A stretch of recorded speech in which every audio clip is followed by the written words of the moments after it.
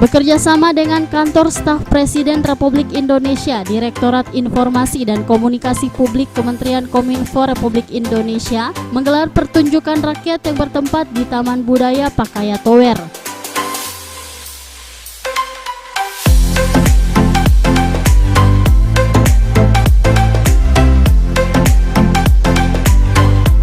Acara tersebut dihadiri langsung oleh Bupati Gorontalo Profesor Dr. Insinyur Haji Nelson Pomalingo MPD, Direktur Informasi dan Komunikasi Perekonomian dan Maritim, Dirjen Informasi dan Komunikasi Publik Septriana Tangkari, Deputi 2 Bidang Kajian dan Pengelolaan Program Prioritas Kantor Staf Kepresidenan Yanuar Nugraha, Kepala Dinas Kominfo Provinsi Gorontalo, serta undangan lainnya.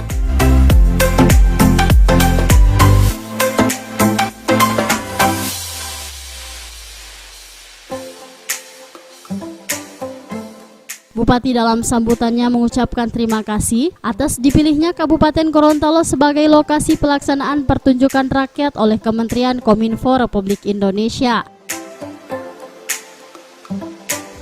Spektakuler, ada 3 poin berdasarkan catatan saya. Pertama, infrastruktur. Di seluruh Indonesia saya kira merata. Saya pernah ke Kucing ya, di Entikong itu saya malu melintasi. Bagaimana dengan Malaysia, bagaimana dengan Indonesia. Tapi sekarang setelah saya lihat televisi, luar biasa bagi kita sekalian. Yang kedua, dana desa. Kalau infrastruktur tadi, untuk Gorontalo ada tambahan Pak Dinas Kominfo, yaitu Danau Limboto. Itu kurang lebih hampir 500 miliar anggaran yang masuk ke sana. Kemudian juga listrik. Listrik di Gorontalo alhamdulillah ada beberapa tempat yang dikembangkan dan itu menjadi kebutuhan kita sekalian. Kemudian yang berikut adalah dana desa. Dana desa khususnya Kabupaten Gorontalo ini kurang lebih 300 miliar Pak. Dari dana APBD kita 1,5 triliun sekarang. Jadi berarti 20% dana itu berada di desa. Dan inilah yang menumbuhkan ekonomi di desa, termasuk menurunkan kemiskinan. Dan alhamdulillah di Indonesia sekarang tinggal hampir 10%. Kabupaten Gorontalo turun dari 21,8% sekarang 19,8%. Termasuk Provinsi Gorontalo 2-3 tahun yang lalu.